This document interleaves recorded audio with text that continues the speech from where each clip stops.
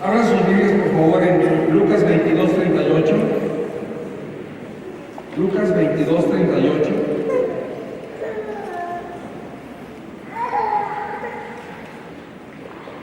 Estamos viendo ahí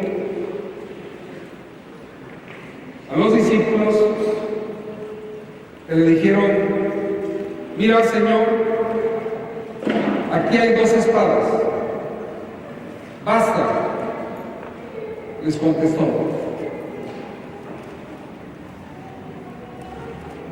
Esta palabra de los discípulos, cuando estaban por apresar a Jesús, Jesucristo les estaba revelando, les estaba recordando que Él iba a ser aprendido y tenía que cumplirse la profecía de que Jesucristo iba a ser contado entre los pecadores, entre los malhechores, que venía una muerte cruel para nuestro Señor Jesucristo, venía una aprehensión en ese momento en el huerto de los olivos, y entonces los discípulos se angustiaron al sentir el peligro inminente que iban a llegar por Jesús para apresarlo. Y entonces los discípulos dijeron: aquí hay 2 espadas.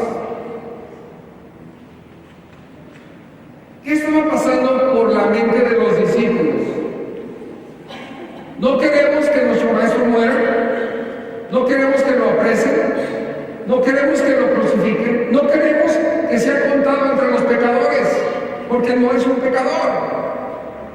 Y entonces ellos, como los apóstoles, los discípulos de Jesús, ellos se desesperan y piensan humanamente piensan: tenemos que defenderlo, tenemos que hacer algo para que Él no sea apresado y no sea crucificado. Si tú fueras uno de ellos, uno de los discípulos de Jesús, y te está declarando que ya vienen a apresarlo y que lo van a crucificar y que tiene que ser contado entre los malhechores, ¿tú qué harías? ¿Qué hubieras hecho? Estar ahí con Jesús y te está diciendo: vienen por mí. ¿Qué hubieras hecho? ¿Hubieras defendido? ¿Te hubieras angustiado? ¿Te hubieras sentido muy mal? ¿Hubieras pensado: es una injusticia, es un error, no pueden hacerle eso a mi maestro, no pueden hacerle eso al Hijo de Dios? Y entonces se desesperaron y voltearon y dijeron: aquí hay 2 espadas. Y Jesucristo les dice: basta. Muchas veces nosotros queremos hacer justicia también, queremos defender, y nos duele cuando vemos injusticias, y nos duele cuando vemos cosas que no deben de ser, y nos podemos desesperar y querer tomar espadas. En este caso, Jesucristo les dice: basta. Está diciendo: de eso no se trata. Incluso otro de los evangelios dice: ¿no saben ustedes que yo puedo llamar a mi Padre y que me mande millares de ángeles para que me defiendan? No se trata de espadas, no es lo que yo quiero que ustedes hagan, está diciendo Jesucristo. Y vamos ahí al versículo 19, Lucas 22:19. Y vemos ahí que dice: también tomó pan, después de dar gracias, lo partió, se lo dio a ellos y dijo: este pan, ¿qué? Es mi cuerpo, entregado por ustedes. Hagan esto en memoria de mí. En el versículo anterior, los discípulos querían hacer algo en su desesperación, querían hacer algo, defender. Y Jesucristo no les sigue la plática, dice, basta. Pero en este versículo que estamos leyendo, vemos una cosa que Jesucristo sí quiere que sus discípulos hagan. Sí quiere Jesús que sus discípulos hagan. Y les dice, hagan esto. ¿Hagan qué? Hagan esto. Esto sí. Hagan esto en memoria de mí. Jesucristo está diciendo, yo quiero que ustedes se acuerden de mí. Quiero que se acuerden de mí. No voy a ir, pero quiero que se acuerden de mí. ¿Cómo nos vamos a acordar de Él? ¿Cómo quiere Él que nos acordemos de Él? Tomando el pan, a tomar el pan. Recordemos que ese es su cuerpo. Representa su cuerpo. Que nos acordemos que un día Él dio ¿qué? Su cuerpo. Hagan esto. Acuérdense de mí. Él está diciendo, acuérdense de mí. Tenemos que acordarnos cuando multiplicó los peces, los pescados y los panes. Cuando está diciendo, acuérdense de mí, está diciendo, acuérdense de mis enseñanzas en el Sermón del Monte. Cuando está diciendo, acuérdense de mí, está diciendo, sean humildes. Es lo que les he enseñado. Cuando está diciendo, acuérdense de mí, está diciendo, recuerden que los amo, que morí por ustedes, que en mí hay perdón de pecados. Acuérdense. Hagan esto. ¿Cada cuándo tenemos que acordarnos de Jesús? Cada primer día de la semana que tomamos la comunión. Sí. Pero también tenemos que acordarnos de Él todos los días. Hagan memoria de mí. Acuérdense de cuánto los amo. Acuérdense que los amé hasta la muerte. Acuérdense que les quiero preparar un lugar. Acuérdense que voy a tomar otra vez con ustedes este jugo de uva en el reino de mi Padre con ustedes. Acuérdense.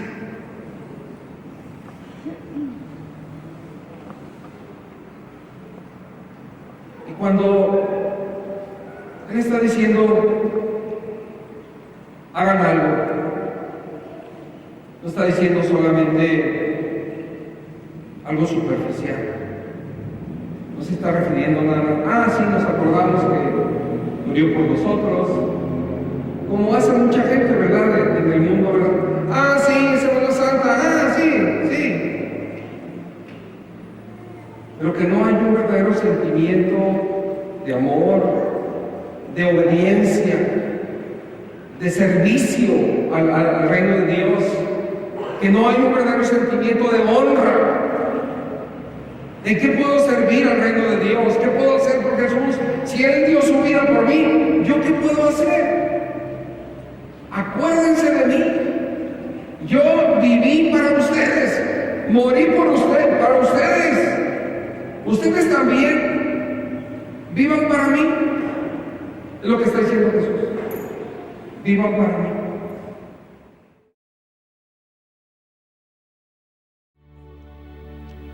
Regresamos a la escritura en el Evangelio de Lucas y el capítulo 22. Y vamos ahora al versículo 42. Para muchos que son contrarios a las escrituras, este versículo lo toman de una manera muy diferente a lo que dice y a lo que representa.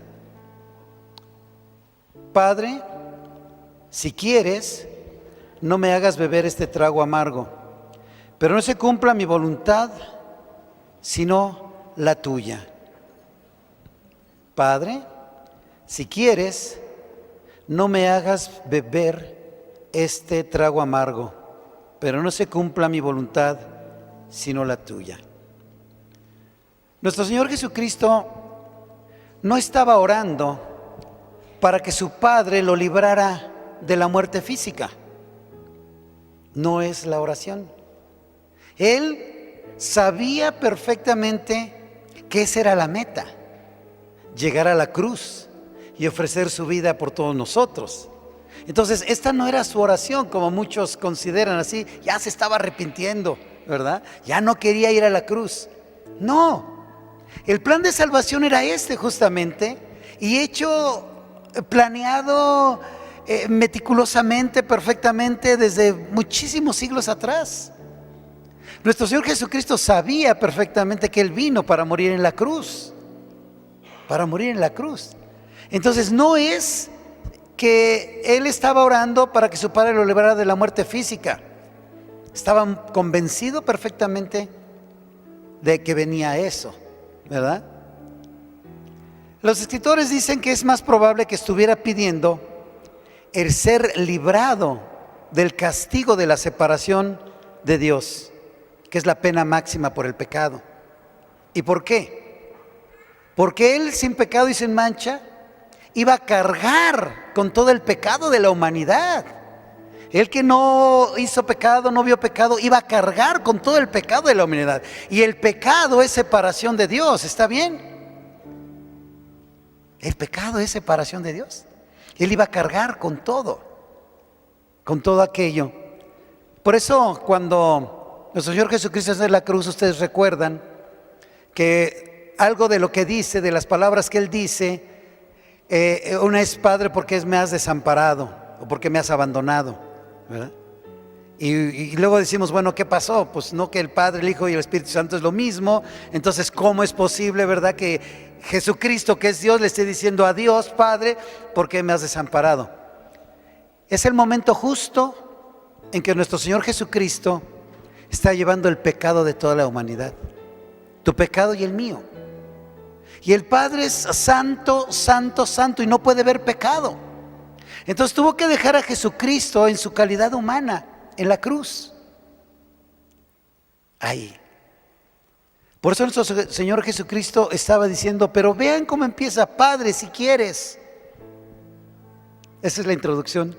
Padre, si quieres, no me hagas ver este trago amargo, pero no se cumpla mi voluntad, sino la tuya.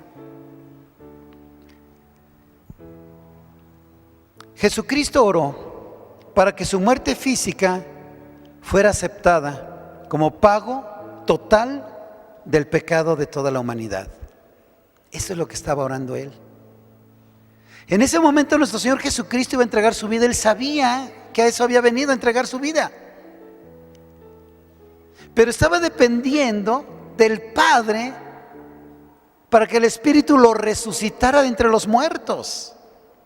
Es lo que estaba Él pensando, ¿sí? En esa posible separación. Pero ¿qué dice? Pero no se cumpla mi voluntad, sino la tuya. Entonces se entregó para sufrir la muerte física, ¿verdad? Y como probable también separación espiritual del Padre. ¡Qué amor! ¡Qué amor! ¡Qué amor! Porque bueno, podemos decir cualquiera de nosotros, bueno, que yo me sacrifico por mi hermano, entrego mi vida, pero la salvación, ahí sí que no me la toquen, ¿verdad? ¡Qué amor de nuestro Señor Jesucristo! Decir, Señor, que se haga tu voluntad. Yo ya hice todo lo que tenía que hacer, entrego mi vida, espero que haya sido de agrado a ti y que tu Espíritu me levante de entre los muertos. Él esperaba eso, y todo lo hizo a fin de traer salvación a todos nosotros. Salvación a todos nosotros. Qué sacrificio tan hermoso, tan completo y tan perfecto. Porque este sacrificio fue agradable al Padre. Dios lo aceptó y vino la resurrección al tercer día. ¿Nos gozamos por eso? ¿Nos gozamos por eso? Amén. Pues hoy, en ese día, Él estaba entregando su vida, esperando que Dios lo levantara entre los muertos. Por amor a nosotros. Por amor a nosotros.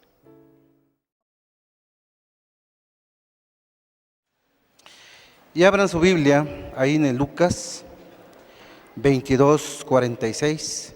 Ahí está un versículo que ese es muy importante para cada uno de nosotros.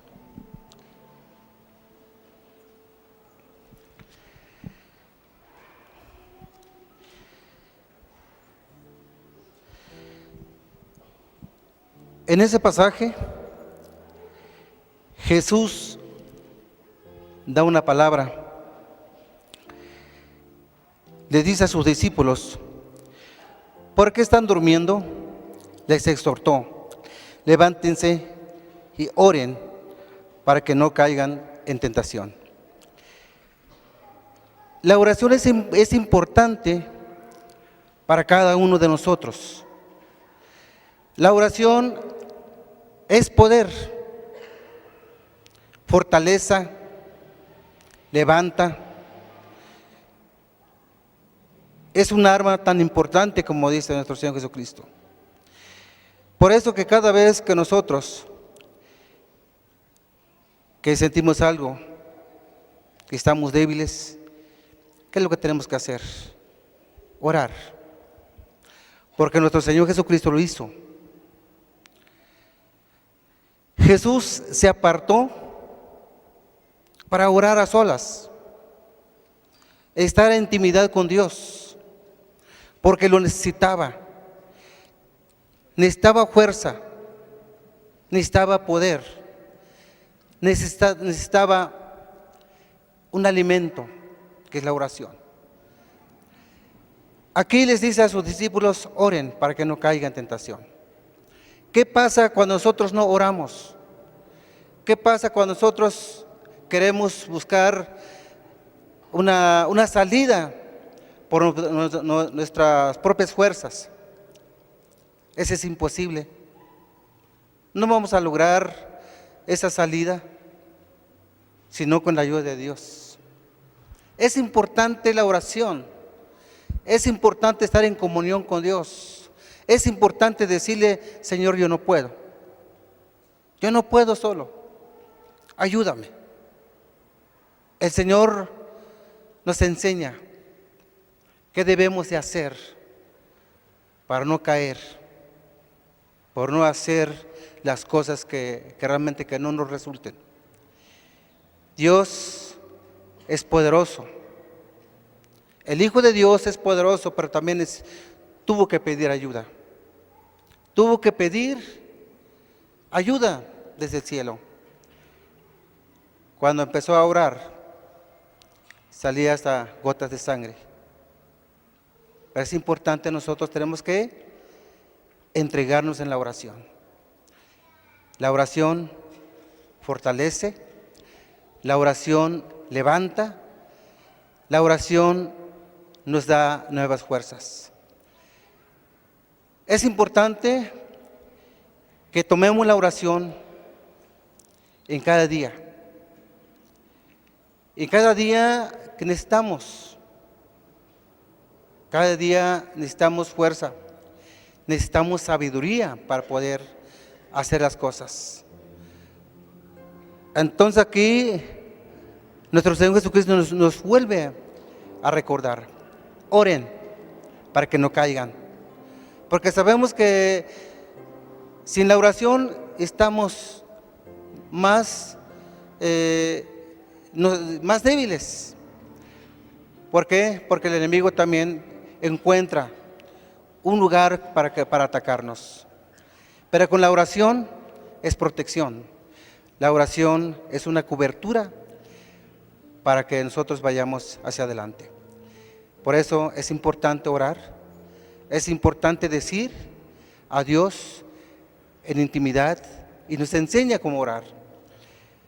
Entonces, que lo tomemos en cuenta mucho lo que es la oración. Nuestro Señor Jesucristo lo hizo porque sabía por qué. Lo acabamos de escuchar. Cuando nosotros no oramos, hacemos las cosas a nuestra manera y nunca nos va a salir. Nunca nos va a salir, vamos a hacer nuestra propia voluntad, pero las cosas no son así. Dios sabe por qué es la oración. La oración es poder. La oración nos levanta. La oración nos da sabiduría para hacer las cosas.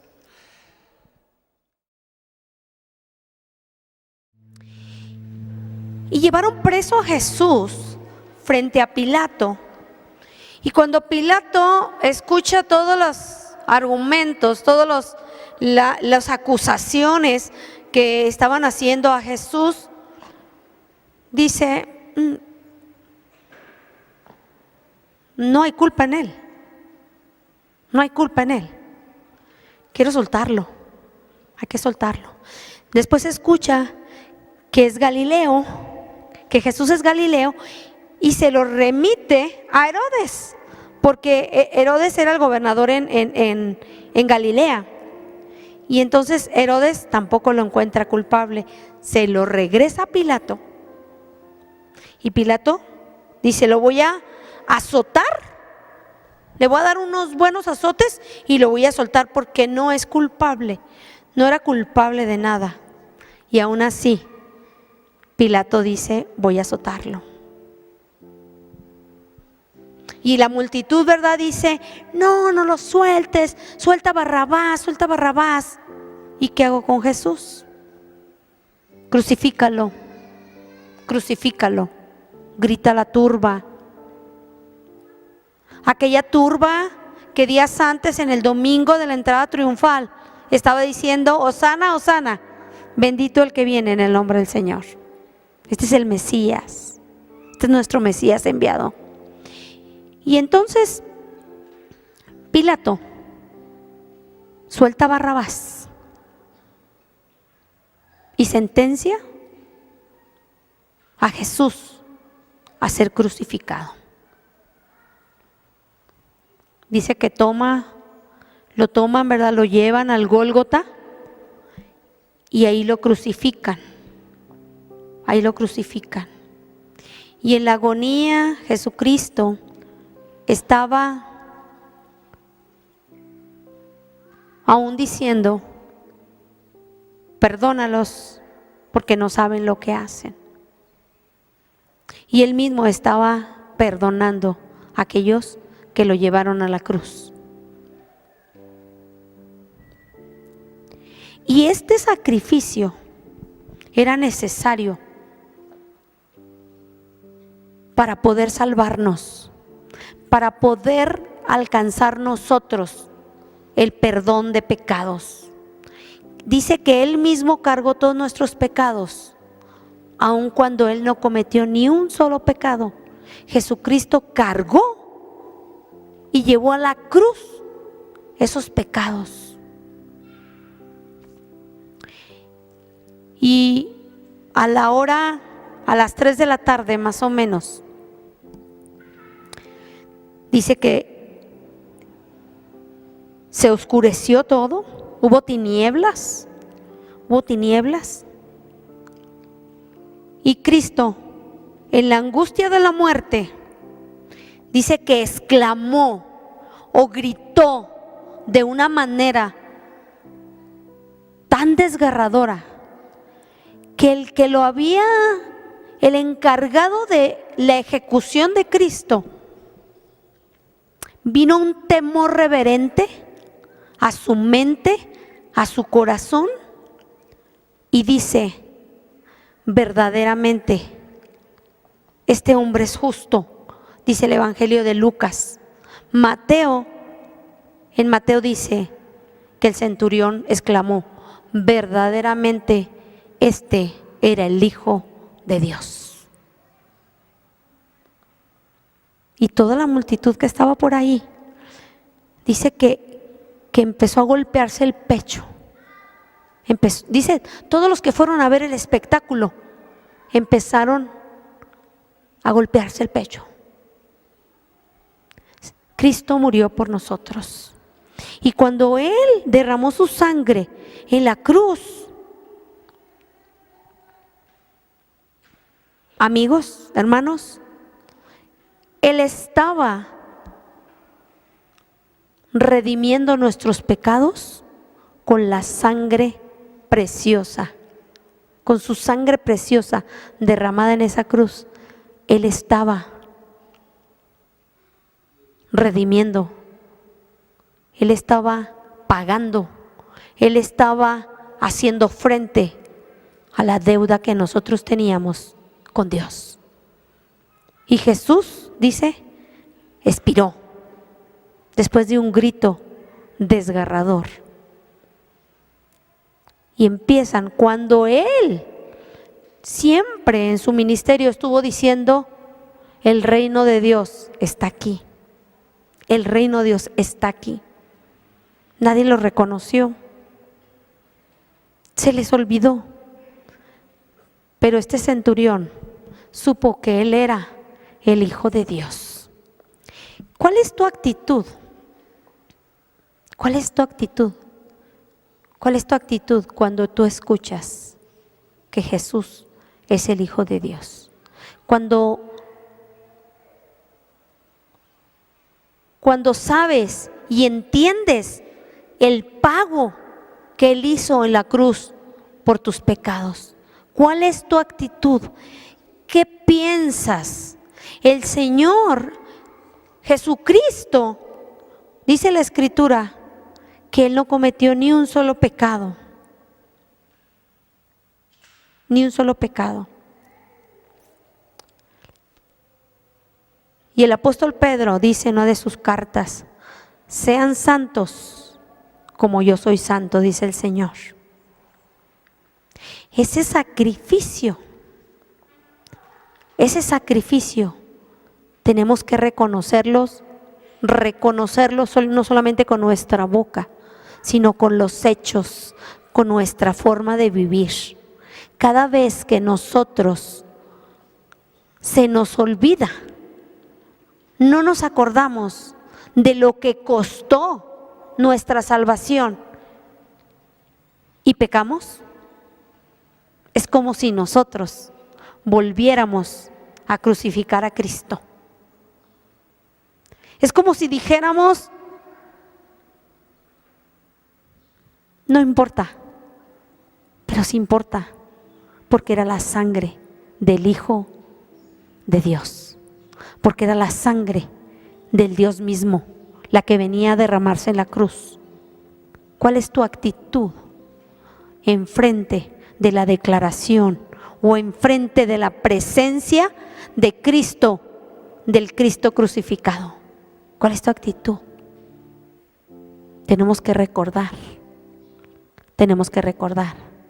que hemos sido comprados por precio, por un precio caro, y reconocer como este centurión, verdaderamente Jesús es el Hijo de Dios y mi vida se la entrego y yo vivo mi vida en santidad, porque esto costó muy caro, le costó muy caro al Hijo de Dios. Puestos en pie y piensa: ¿qué es mi actitud? ¿Menosprecio el sacrificio de Dios?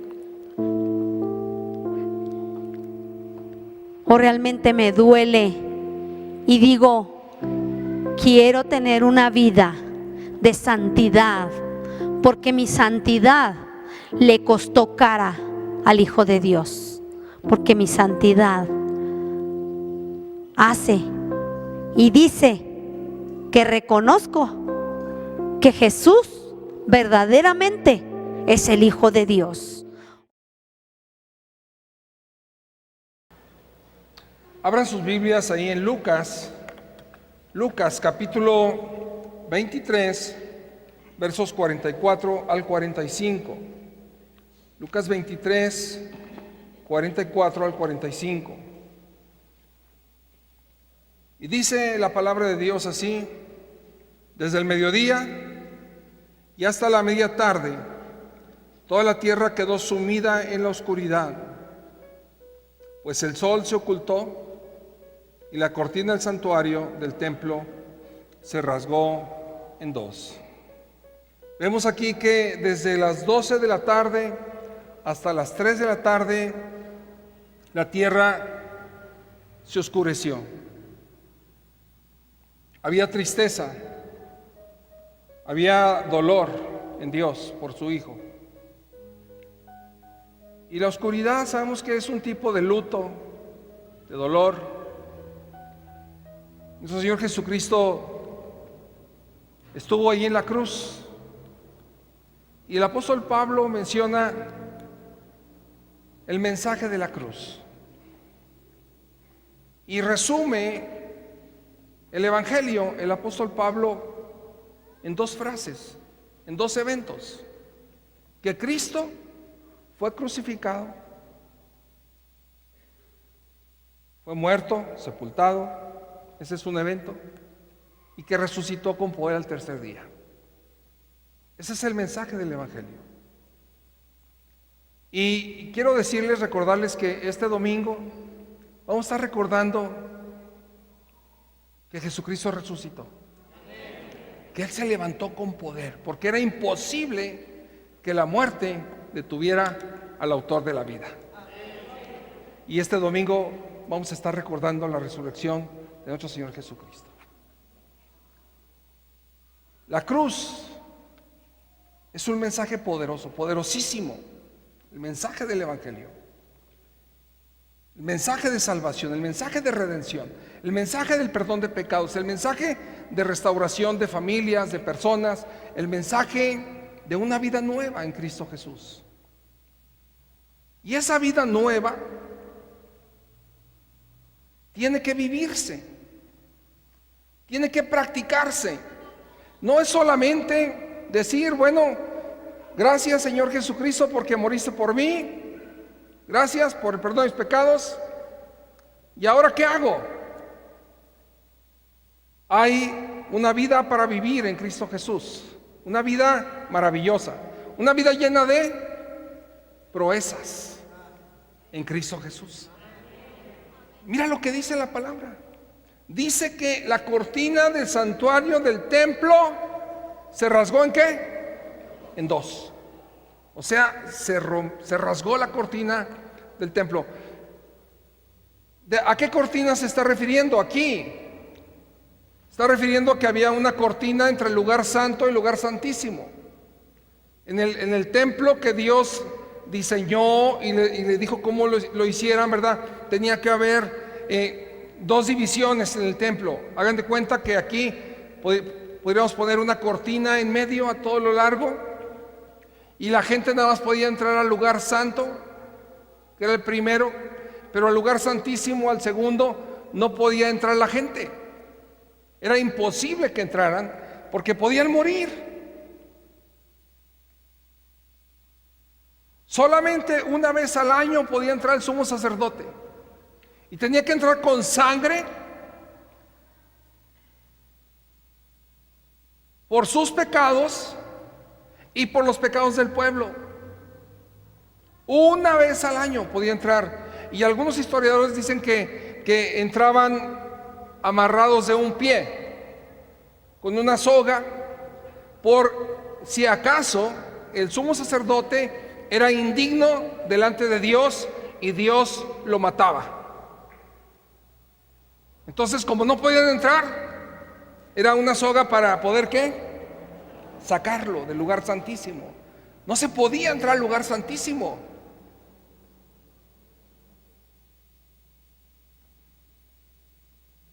El hecho de que se rasgó la cortina del templo entre el lugar santo y el lugar santísimo tiene un significado.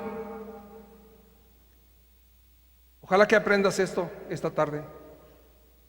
Tiene un significado de vida, de una nueva forma de vivir. No vivir lejos del lugar santísimo, porque en el lugar santísimo estaba el arca del pacto, recubierta de oro. El arca del pacto representa la presencia misma de Dios. ¿Sí? Los querubines arriba del arca del pacto, querubines de oro. Adentro una urna de oro con el maná, una muestra del maná. la vara de Aarón que estaba reverdecida y las tablas del pacto, los 10 mandamientos. Ahí era la presencia de Dios. No podía entrar nadie a la presencia de Dios. Solamente lo que les dije. Cuando nuestro Señor Jesucristo muere, se rasga la cortina. Eso quiere decir que hay un acceso. Hay un acceso para ti, para ti, para ti, para ti, para mí. Un acceso que libre. Libre. Esa cortina estaba, dice Hebreos, que esa cortina estaba ahí porque no se había revelado el camino al lugar santísimo. No se había revelado el camino para entrar al lugar santísimo. ¿Y quién es el camino? Jesucristo es el camino. Y viene Jesús, el Hijo de Dios, y se revela a la humanidad y dice: yo soy el camino. De tal forma que nosotros, por nuestra fe en Jesucristo, podemos encontrar ¿qué? El camino. Tenemos el camino a la misma presencia de Dios. Y mira, cuando un hombre o una mujer vive en la presencia de Dios, escúchame bien, cuando un hombre o una mujer vive en la presencia de Dios, su vida tiene que estar llena de proezas. Su vida tiene que estar llena de proezas. Tiene que haber bendición en tu vida, restauración en tu vida, mejora en tu vida. Que crezcas como persona, que crezcas como familia, que crezcas como sociedad, que crezcas en todo. En paz, en conocimiento, en sabiduría, en entendimiento, en gozo, en alegría. ¿Por qué? Porque estás en la presencia de ¿quién? ¿Te escuchaste lo que dijiste? ¿En la presencia de quién? ¿Sí sabes lo que estás diciendo? O sea, en la presencia del Creador del universo, en la presencia del Todopoderoso, en la presencia del 3 veces Santo, en la presencia del amor. Porque Dios es ¿qué? Amor. En la presencia de su misericordia. Cuando tú te presentas ante Dios, te expones a que Dios te bendiga. ¿Sí o no? Porque Él es bendición. Cuando tú estás en oración y por la fe en Jesucristo entras a la presencia de Dios, te estás exponiendo a que Dios te bendiga, a que Dios te dé fuerza, a que Dios te dé entendimiento, a que Dios te revele formas, a que Dios te levante, te fortalezca en tu hombre interior. Porque no es lo mismo una persona antes de orar que después de orar. ¿Estás de acuerdo con eso? Tú te puedes meter en oración triste, pesimista, emproblemada, desesperada. Así te metes en oración. ¿Y cómo sales de la oración?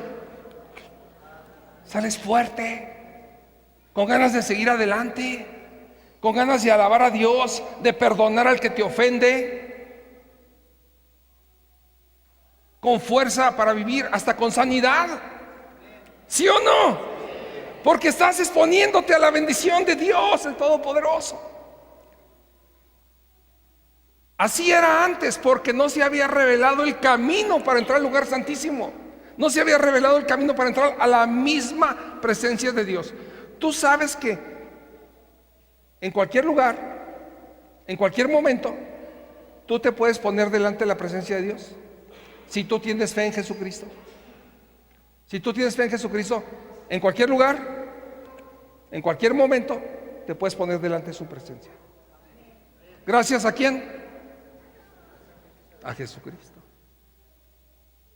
¿Fue fácil? ¿Qué le costó a Jesucristo eso? Su vida. Elí, Elí, lama sabactani. Padre mío, ¿por qué me has abandonado? Eso le costó a Jesús. Romper, rasgar la cortina que había entre el lugar santo y el lugar santísimo. Le costó su vida, su sangre. Y nosotros, los que creemos en Jesucristo, tenemos que estar conscientes de eso. ¿Por qué hay cristianos derrotados? ¿Por qué? ¿Por qué hay cristianos tristes? ¿Por qué hay cristianos desesperados? Porque no están viviendo en la presencia de Dios. ¿Se puede vivir en la presencia de Dios? ¿Se puede? Antes no se podía.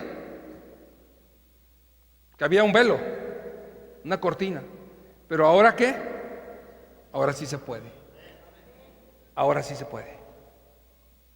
Estamos recordando, estamos honrando la memoria del sacrificio de Jesucristo en la cruz. Pero tenemos que darnos cuenta del gran beneficio de que Él haya muerto por nosotros. No solamente para salvación, sino para santificación y para hacer proezas para su honra y su gloria. ¿Lo podemos hacer? Si vivimos en la presencia del Dios Todopoderoso. Claro que podemos.